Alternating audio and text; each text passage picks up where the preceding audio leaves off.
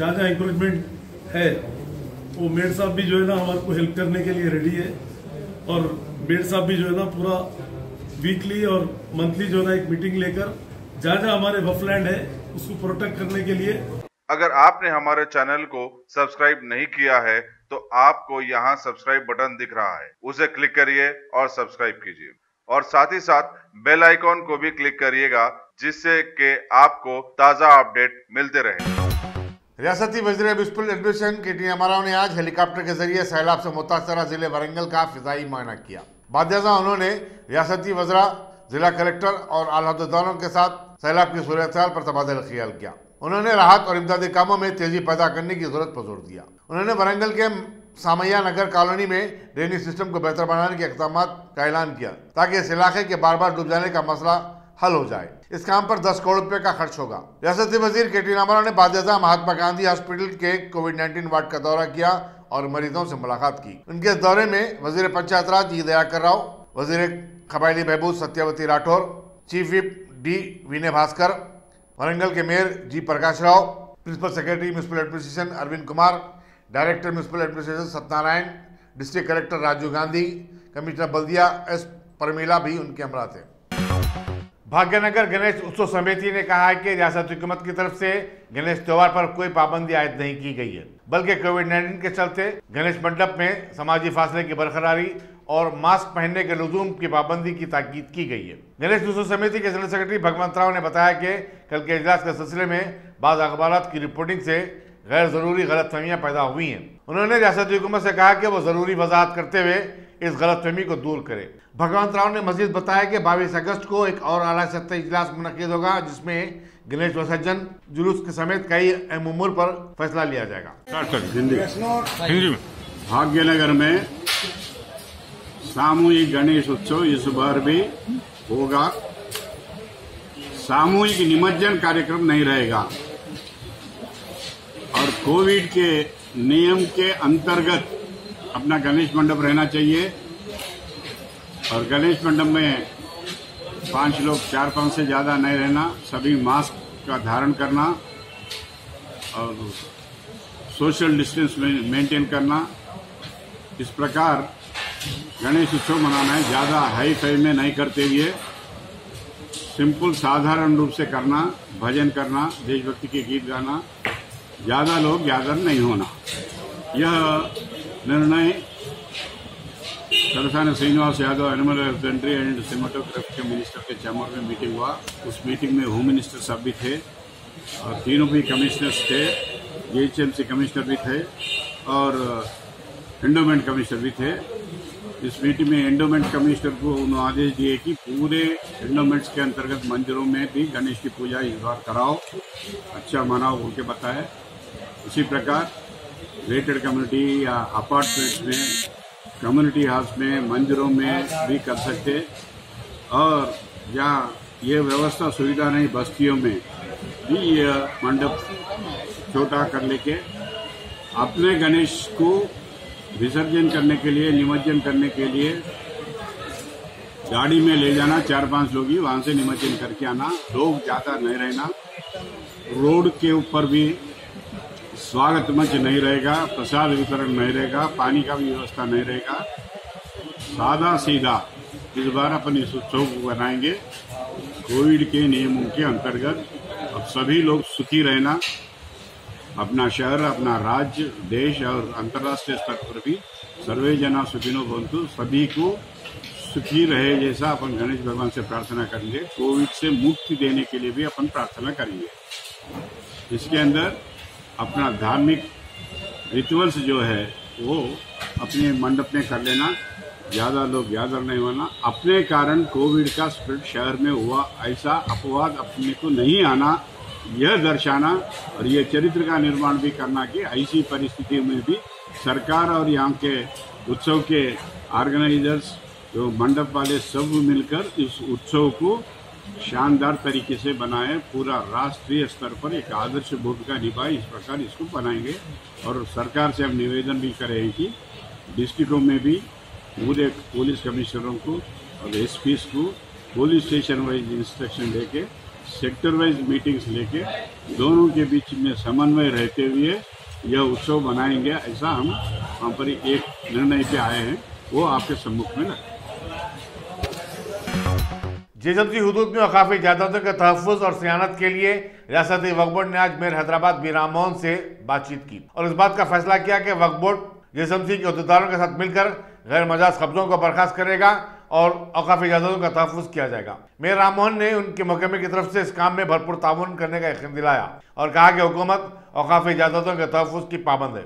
सदर-ए-नशीन वक्फ board Mohammad Salim ने बताया कि जेएचएमसी के साथ साथ एचएमडीए ने भी गैर मजाज कब्जों की बर्खास्तगी में ताउन का वादा किया है।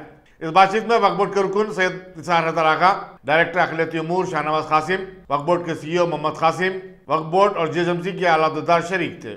इसी दौरान मेयर हैदराबाद बी राम मोहन ने अपने फेसबुक अकाउंट में कहा कि वो औकाफी जायदादों से जेएचएमसी के कामों में जो रुकावटें पैदा हो रही है उससे हल तलाश करने वक्फ बोर्ड के दफ्तर गए थे और वक्फ बोर्ड के अहदेदारों से बातचीत की। दिलचस्प बात यह है कि मोहम्मद सलीम ने 1.5-2 घंटे तक जारी अपनी बातचीत में मेयर हैदराबाद से जेएचएमसी की तरफ से वक्फ बोर्ड को मतलूब रकम की अदायगी का मुतालबा नहीं किया और न ही ये मसला उठाया। मेयर तो राम मोहन साहब और हमारे पूरे ऑफिसर्स बल्दिया के चीफ सिटी प्लानर और लैंड एक्विजिशन और हमारे सीईओ वक्फ बोर्ड सब पूरे ऑफिसर्स मिलकर एक मीटिंग लिए हैं और जो हमारी लैंड जहाँ जहाँ इंक्रोचमेंट है वो मेयर साहब भी जो है ना हमारे को हेल्प करने के लिए रेडी है और मेयर साहब भी जो है ना पूरा वीकली और मंथली जो है ना एक मीटिंग लेकर जहाँ जहाँ हमारे वक्फ लैंड है उसको प्रोटेक्ट करने के लिए गवर्नमेंट हमारे केसीआर साहब की गवर्नमेंट में जो है वक्फ लैंड ही रहना बोल के केसीआर साहब का भी है और हमारे मेयर साहब भी वही वर्ड यूज करें तो इंशाल्लाह जो है ना हमारी लैंड जहाँ जहाँ पर भी इंक्रोचमेंट हुई है जो लोग मिसगाइड करके उनको पैसा भी जो लिए बात जगह तो उसको भी रिटर्न कैसा लेना बोल के कलेक्टर को भी मेयर साहब हम लोग मिलके बात करके जो ना वो भी एक मीटिंग करके उसको रिटर्न लेने का भी काम करेंगे और मलकम चोरू की मस्जिद का भी जो है वो बाउंड्री का भी जो है ना डे आफ्टर टुमारो परसों जाके जो है वो वाल का भी फाउंडेशन रखेंगे और वाल भी उठाने का काम पूरी तरीके से पिंगा भर और तेलंगाना गवर्नमेंट में केसीआर साहब जो है सेक्युलर गवर्नमेंट है, ये नहीं कि हिंदू मुस्लिम वैसा नहीं, हिंदू मुस्लिम सिख ईसाई सबको लेके चलने वाली गवर्नमेंट केसीआर साहब की गवर्नमेंट नंबर 1 गवर्नमेंट है पूरे इंडिया में और इंशाल्लाह ताला हम लोग बल्दिया और वक्फ बोर्ड एचएमडीए कलेक्टर रेवेन्यू सब पूरे डिपार्टमेंट मिलके मेयर साहब की सदारत में जो ना वक्फ लैंड को कैसा प्रोटेक्ट करना ग्रेटर हैदराबाद में पूरा प्रोटेक्ट करेंगे और बल्दिया का सपोर्ट गवर्नमेंट का सपोर्ट और मेयर साहब का सपोर्ट सीएम साहब का सपोर्ट लेके हम लोग हमारी लैंड को प्रोटेक्ट करेंगे। डिटेल में मेयर साहब बताएं। హైదరాబాద్ వాటిని కంపన్సేషన్ కానీ వాటి బెనిఫిట్స్ కానీ ఒక బోర్డుకే వచ్చే విధంగా ఎలా ఉండాలనే దాంట్లో ఈరోజు మరి చాలా సమస్యలు హైదరాబాద్ నగరం మొత్తంలో జిహెచ్ఎంసీ హెచ్ఎండిఏ పరిధిలో ఉన్న ఇష్యూస్ అన్నీ కూడా మరి డిస్కస్ చేయడం జరిగింది।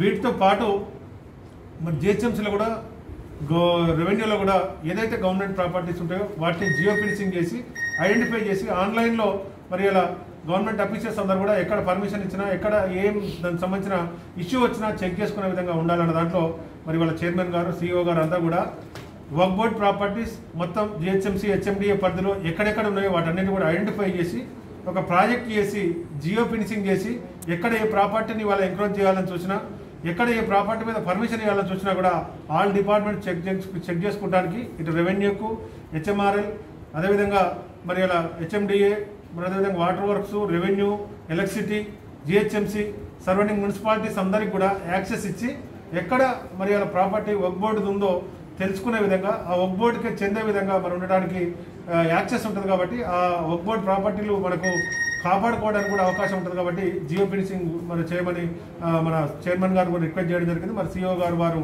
మరి వీలైనంత తొందరగా జియో ఫినిషింగ్ చేసి వక్ఫ్ బోర్డు ప్రాపర్టీలు ఎక్కడెక్కడ ఉన్నాయి అనేది మిగతా డిపార్ట్మెంట్లకు కూడా మరి అనుసంధానం చేసే విధంగా చేస్తున్నారు। దీని తర్వాత మరి హైదరాబాద్ రోడ్ల అభివృద్ధికి హైదరాబాద్ అభివృద్ధికి మరి ఈరోజు వక్ఫ్ బోర్డు చైర్మన్ గారు వక్ఫ్ బోర్డు అధికారులు మరి మంచి సహకారం చేస్తున్నారు। మరి ఈ విధంగా వక్ఫ్ బోర్డు కానీ హైదరాబాద్లో ఉన్న ఎండోమెంట్ కానీ మరి అదేవిధంగా క్రిస్టియన్ కమ్యూనిటీకి సంబంధించిన అన్ని కూడా మరి హైదరాబాద్ నగరాభివృద్ధి హైదరాబాద్లో మనమంతా కూడా మరి వాళ్ళ ప్రజలందరూ కూడా సౌకర్యంగా ఉండాలంటే ఈ డెవలప్మెంట్ యాక్టివిటీస్ ముందుకు పోవాలి. కాబట్టి మరి వక్ఫ్ బోర్డు నుంచి చైర్మన్ గారి తరఫున వారి CEO గారి తరఫున వక్ఫ్ బోర్డు అధికారులందరూ కూడా ప్రత్యేకంగా ధన్యవాదాలు తెలుపుతూ మరి డెవలప్మెంట్ యాక్టివిటీస్ ఈ విధంగా పోవడానికి GHMCకి ఫర్దర్గా కూడా ఇదే కోఆపరేట్ చేసుకుంటూ ఉండాలని మరి ప్రత్యేకంగా వక్ఫ్ బోర్డు చైర్మన్ గారికి వారి అందరూ కూడా ధన్యవాదాలు తెలుపుతున్నారు. कारवान के मजलिस रुकन असम्बली कौसर मोहिउद्दीन ने आज गड्डी मलकापुर डिवीजन के राम सिंहपुरा और जफरगढ़ में नई वाटर पाइपलाइन की तनसीब का संगे बुनियाद रखा। इस काम पर 18 लाख रुपए का खर्च आएगा। इस मौके पर मकामी corporators Rajendra Yadav, Bangaru Prakash, deputy general manager water works Jauhar Ali और दूसरे भी मौजूद थे। आज सदर मोहतरम की हिदायत पर हल्के कारवान गुड्डी मलका बल्दी डिवीज़न और कारवान के चंद मुख्तलिफ इलाके जात के अंदर वाटर लाइन का इफ्तिताह अमल में है, जिसके अंदर जाफरगुड़ा, मोहिनी फंक्शन हॉल और राम सिंहपुरा इलाके के अंदर आज वाटर लाइन का इफ्तिताह अमल में है। और उसके बाद कालागड्डा कारवान की बल्दिया ऑफिस के अंदर आधार कार्ड का सेंटर का इफ्तिताह अमल में है। साथ ही साथ जो आशा वर्कर्स है उन तमाम को आज यहाँ पर मेडिकल हेल्थ की जानिब से उनको BP किट्स और दीगर आइटम्स भी दिए गए। उसी तरह से मैं समझता हूँ इंशाअल्लाह चंद दिनों के अंदर हल्के कारवान के और कई वार्ड्स के अंदर तरक्यात कामों का इफ्तिताह अमल में आएगा। मैं समझता हूँ इन 10-15 दिन के अंदर और कुछ काम बाकी है। इन तमाम कामों को मुकम्मल करने की पूरी कोशिश की जा रही है। मैं मीडिया से ज़रिए अपील करता हूँ कि अपने अपने इलाके जात के अंदर अपने अपने घरों में साफ़ सुथरा रखिए, मास्क को लगाइए, डिस्टेंस मेंटेन करिए और ज़रा एहतियात से आप बाहर निकलिए, क्योंकि आज के हालात जो चल रहे हैं उन तमाम चीज़ों को आपको भी मद्देनज़र रखते हुए देखने की ज़रूरत है। मैं हल्के कारवान के तमाम मेरे हल्के कारवान के जितने भी बल्दी कॉर्पोरेटर्स हैं उन तमाम का भी शुक्रिया अदा करता हूँ। मेरी जमात के तमाम सरगर्म कारकुन एक्टिव वर्कर्स का भी मैं शुक्रिया अदा करता हूँ।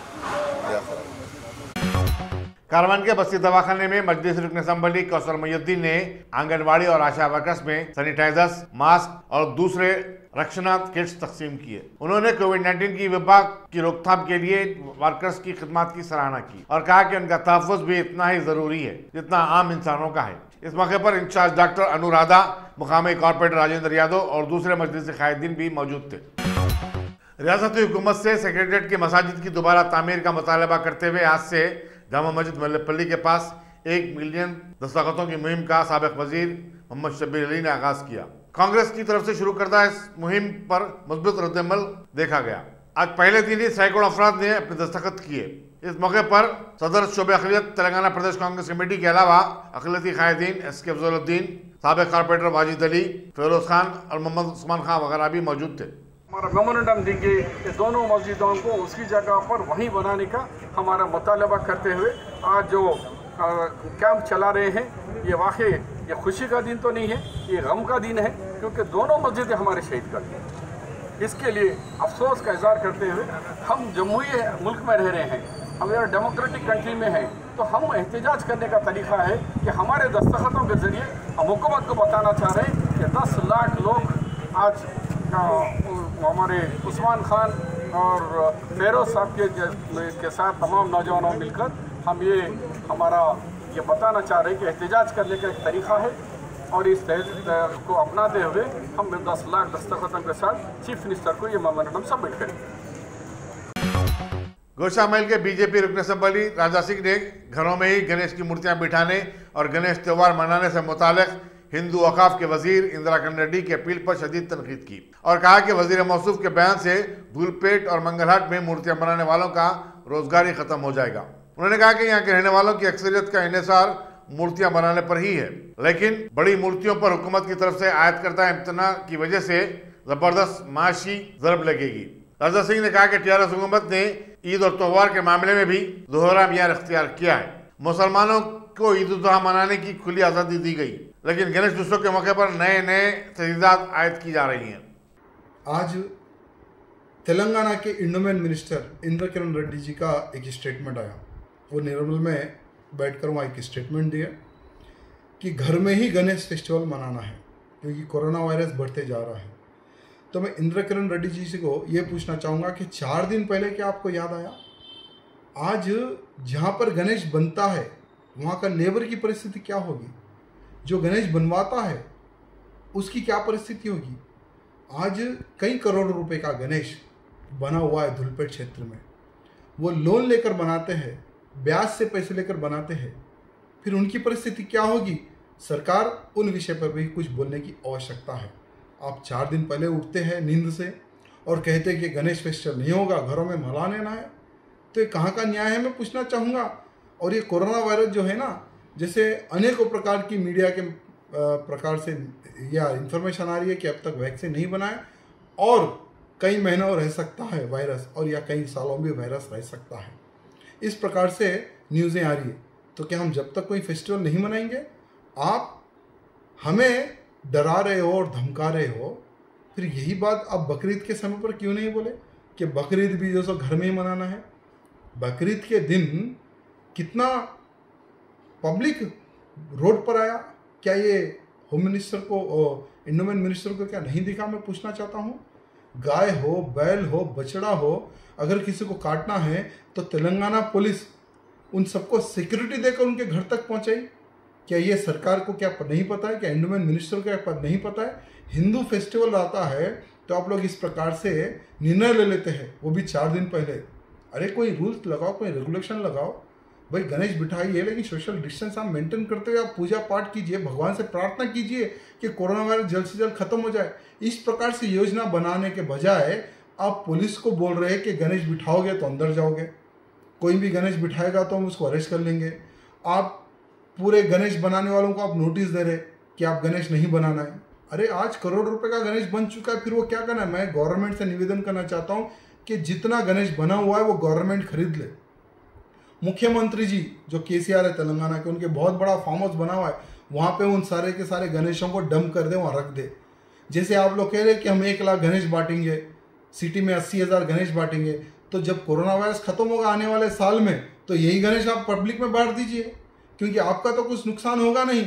लेकिन जो गणेश बनाते वो गरीब है, उनका ध्यान रखें। मैं तेलंगाना सरकार से निवेदन करना चाहता हूँ, अगर भगवान ना चाहे, अगर कोई ना कोई अगर घटना घटेगी धुलपेट में, तो उसके जिम्मेदार मुख्यमंत्री एवं एंडोमेंट मिनिस्टर रहेंगे, मैं यही पहले कह दूंगा। और एक तरफा सरकार फैसले ना ले, एक वर्ग को अलग फैसला लेती है तेलंगाना सरकार और दूसरे वर्ग के लोगों को अलग फैसला ले रही है, ये बहुत गलत है। उनसे आप लोग रिक्वेस्ट करते हैं और हमें डरा रहे हो। क्या हम डरने वाले दिख रहे हैं आप लोगों को? हिंदू को डराओगे और मुसलमान से प्रार्थना करोगे, ये गलत है, बिल्कुल गलत है।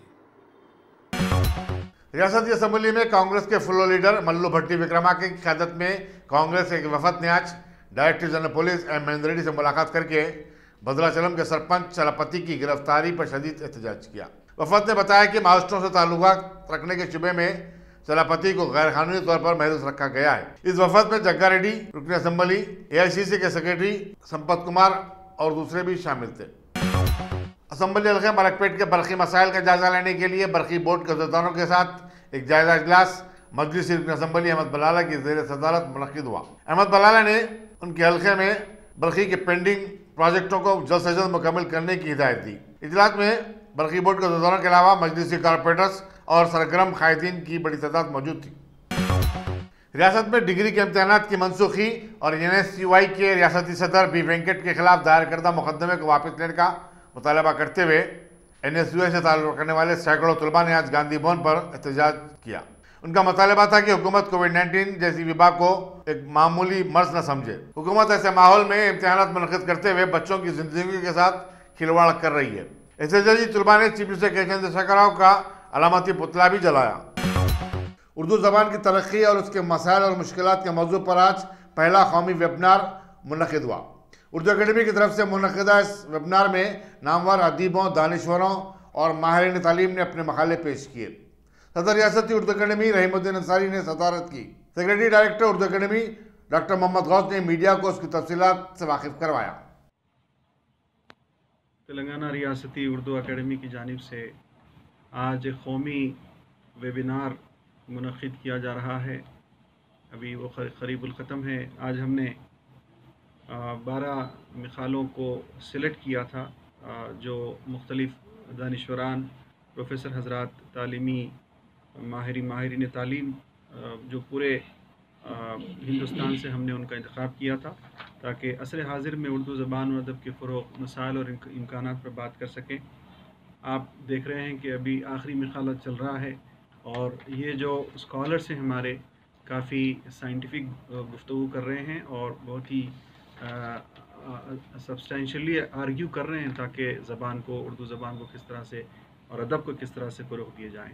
जहाँ मसाइल पर बहस हो रही है वहाँ उसके इम्कानात पर भी बात हो रही है और ख़ास तौर पे उर्दू अकेडमी के रोल पर बात हुई कि किस तरह से उर्दू अकेडमी अपना रोल अंजाम दे सकती है। जिस तरह से इससे पहले भी मैंने अपने इस्तक़बाली कलमात में भी ये बात कही थी कि उर्दू ज़बान नहीं है बल्कि ये कल्चर है और कल्चर मुख्तलिफ़ एतक़ादात का नाम होता है, मुख्तलिफ़ बिहेवियर का नाम होता है, मुख्तलिफ़ एटीट्यूड का नाम होता है और न सिर्फ इसमें मटेरियलिस्टिक कल्चर होता है बल्कि नॉन मटेरियलिस्टिक कल्चर भी होता है जिसमें इंसान के अपने रवैये भी शामिल हैं। मैं इस कामयाब वेबिनार के इनेकाद के लिए मैं क्रेडिट देता हूँ उन तमाम हमारे ऑफिस के उन तमाम ज़िम्मेदारान का जिनकी तगदो जो मेहनत रही है, जिद्दोजहद रही है, उसके लिए रंग लाई है और मैं मीडिया के उन तमाम ज़िम्मेदार हज़रात को का भी शुक्रिया अदा करता हूँ। इसमें ख़ास तौर पर फ़ाइक़ है, असलम फ़ारूक़ी साहब हैं और मोहसिन ख़ान हैं और हमारे जनाब यूसुफ़ुद्दीन साहब है जिनकी निगरानी में ये काम हो रहा है। और ये वेबिनार के जो भी मकाले हम आएंगे इज़हार तशक्कुर में हमारे अरशद मुबीन ज़ुबैरी बताएंगे कि हम ये इसको कौमी ज़बान में शाये करेंगे। ये वेबिनार खुसूसन तेलंगाना के अंदर उमूमी तौर पर हिंदुस्तान के अंदर उर्दू की एक नई तहरीक चलाने को और बहैसियत मादरी ज़बान उर्दू के यानी उसकी इशाअत के लिए, उसकी तशहीर के लिए एक बहुत बड़ी नक़ीब साबित होगा और उसके ज़रिए से लोगों के अंदर एक नई तहरीक पैदा होगी। बहुत ज़्यादा ताउन मिला साहब। एक्चुअली आपको मालूम है कि गुज़िश्ता 5 महीनों से तालीमी इदारे, यूनिवर्सिटियाँ बंद हैं हिंदुस्तान के अंदर और पोस्ट कोविड भी गालिबन इसी सिलसिले को जारी रखा जाएगा।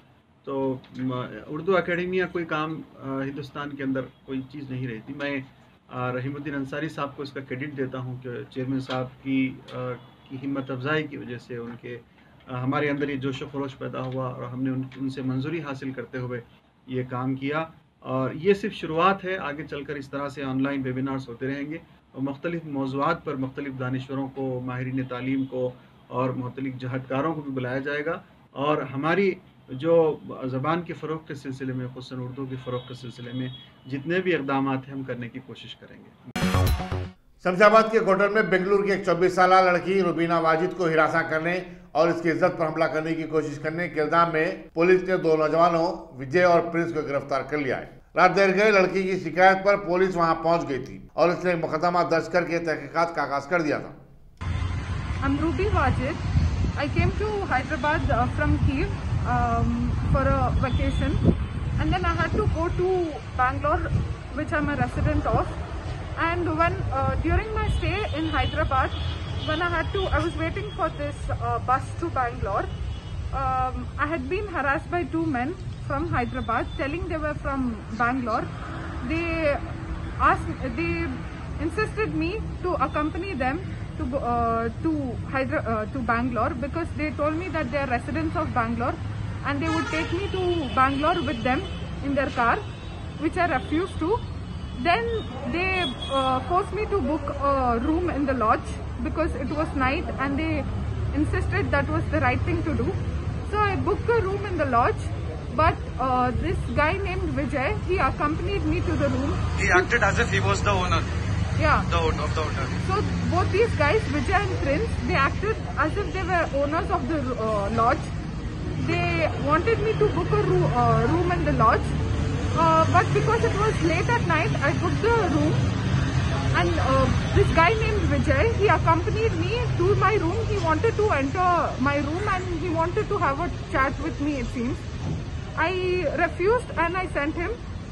And then the second time he came back again at around 1 o'clock in the night, in the morning. Second time he came back again at around 1 o'clock in the night, in the morning. He again wanted to talk to me.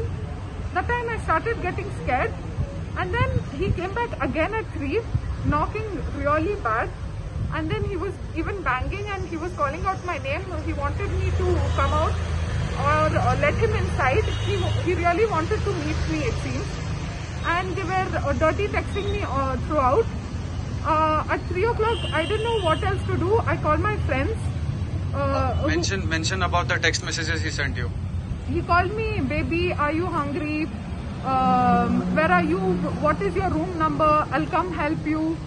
So these are the messages that these guys texted me. I was so scared, I called my friends to call the police, and that's how the police took it under control. We have complained. I filed an FIR against these two guys, Vijay and Prince, in the what police Rajiv station? Gandhi International Airport. Yeah, Rajiv Gandhi International Airport Police Station. Yeah, so things are under control now. It seems they'll whatever. Corona virus से मुतासर हो जाने के शुबे में करीमनगर में एक 22 साला B pharma की तालिबा ने खुदकशी कर ली। बताया जाता है कि मेघना की हाल ही में मधुसूदन से शादी हुई थी और ये दोनों हैदराबाद में रहा करते थे। चंद दिन कबल उसके शौहर ने उसे करीमनगर में छोड़ आया था। वाज़ेह है कि गुज़िश्ता हफ्ते भी ऐसे एक मामले में एक 35 साला खातून ने खुदकशी कर ली। हालांकि उसके तिबी मुआयने किए गए और उसकी रिपोर्ट आने पर मालूम हुआ कि उसे कोविड-19 नहीं बल्कि थायराइड है। डायरेक्टरेट ऑफ रेवेन्यू इंटेलिजेंस के हुक्काम ने हैदराबाद और बम्बई में 3 दिन तक जारी धामों के दौरान मंशियात में इस्तेमाल की जाने वाली दवा मेन्फीड्रोन जब्त की। 250 किलो इस दवा की कीमत 47 करोड़ रुपए बताई जाती है। एक सरकारी प्रेस रिलीज में बताया गया कि ये खबर मिली थी कि नवाई हैदराबाद के इलाके में ममनुआ मेन्फीड्रोन बनाई जा रही है। हैदराबाद से बम्बई रवाना किए जाने वाले बड़े शिपमेंट को भी रोक लिया गया। सुप्रीम कोर्ट ने वज़ीर-ए-आज़म केयर फंड को नेशनल डिजास्टर रिलीफ फंड में जम करने से मुतालिक एक दरखास्त को मुस्तरद कर दिया।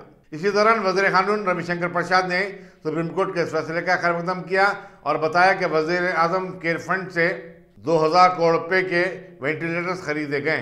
रविशंकर प्रसाद ने वज़ीर-ए-आज़म केयर फंड को मौज़ूए बहस बनाने पर कांग्रेस के साबिक़ सदर राहुल गांधी पर शदीद तनकीद की। सुप्रीम कोर्ट के निर्णय के आलोक में आपसे बातचीत करने आया हूं। आज सुप्रीम कोर्ट का फैसला आया है जिसमें पीएम केयर फंड को एनडीआरएफ में ट्रांसफर करने का एक प्ली हुआ था और यह बार बार विरोध किया गया था कि पीएम केयर्स को मिला दिया जाए। सुप्रीम कोर्ट ने लंबी बहस सुनी थी। उसमें कई ऐसे वकील लोग भी थे जो प्रामाणिक रूप से मोदी सरकार के कई विरोध के केस करते रहते हैं, ये उनका विवेक है। आज सुप्रीम कोर्ट ने अपने रिजर्व जजमेंट को सुनाया है और मैं इसके एक पैराग्राफ को पढ़ना चाहता हूं। There is no statutory prohibition on contributions made to NDRF and the contribution to PM Care Fund are voluntary. Funds collected by PM Care Fund are entirely different and these funds are funds of charitable trust. This fund need not be transferred. उन्होंने इसको dismiss कर दिया। बाकी judgement विस्तार की बात है, उसमें नहीं जाऊंगा। एक बहुत महत्वपूर्ण बात जानना चाहिए कि पीएम केयर फंड से अब तक 3100 करोड़ रुपए दिए गए हैं कोरोना की लड़ाई में, जिसमें 2000 करोड़ सिर्फ वेंटिलेटर के लिए दिए गए।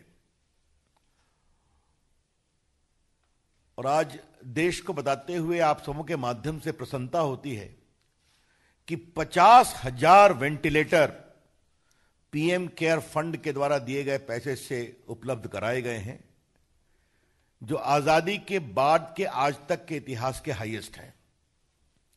The 50,000 ventilators provided to take care of emergency needs of corona patients is the highest since independence as far as ventilator provisions are concerned. लगभग 1000 करोड़ दिए गए हैं राज्यों को जो हमारे प्रवासी मजदूर आए उनकी व्यवस्था करने के लिए, और लगभग 100 करोड़ रुपए दिए गए हैं कोरोना के खिलाफ वैक्सीन के अनुसंधान में मदद के लिए। तो 3100 करोड़ की बड़ी राशि कोरोना की लड़ाई के लिए दी गई है। रोजाना के मामूल के बरखिलाफ मरकजी वजारत सेहत ने आज मुल्क में कोविड-19 के मुतासरीन और महलूकीन की जुमला तिद्दाद से मुतालिक एजाज़ व शुमार देने से गुरेज किया। अलबत्ता इस बात पर ज़्यादा तवज्जो दी गई कि मुल्क में कोरोना वायरस के कितने टेस्ट किए गए। वजारत सेहत के मुताबिक 3,09,441 टेस्ट किए जा चुके हैं। मजीद बताया गया कि कल एक ही दिन में पूरे मुल्क में 8,99,864 टेस्ट किए गए। Top selection computers. अगर आप टेक्नोलॉजी के दौर में रहते हुए टेक्नोलॉजी से दूर हैं तो सोचिए मत, आइए एक बार खिदमत का मौका दीजिए। हमारे यहाँ branded computers Dell, HP, Lenovo, laptop accessories उम्दा क्वालिटी निहायती वाजबी दाम पर दस्तयाब है। स्कूल, कॉलेज, कॉर्पोरेट, ऑफिस वगैरह में बल्क क्वांटिटी में सप्लाई की जाती है। इसके साथ साथ हमारे यहाँ माहिर टेक्नीशियंस की निगरानी में रिपेयर की सहूलत भी मौजूद है। अगर आप अपने घर, दुकान, सोसाइटी, स्कूल वगैरह को सेफ और क्राइम फ्री बनाना चाहते हो तो इंस्टॉल कीजिए CCTV कैमरा जो HD क्लियरिटी के साथ दस्तयाब है। गुज़िश्ता 10 साल से मुल्क भर में अपनी इन तमाम खिदमात को जारी रखते हुए आपके एतमाद को बरकरार रखने वाला नाम top selection computers, Vijayanagar colony beside Riyan hotel Hyderabad. Director Syed Rashid Ali. Phone 9849715954। Top selection.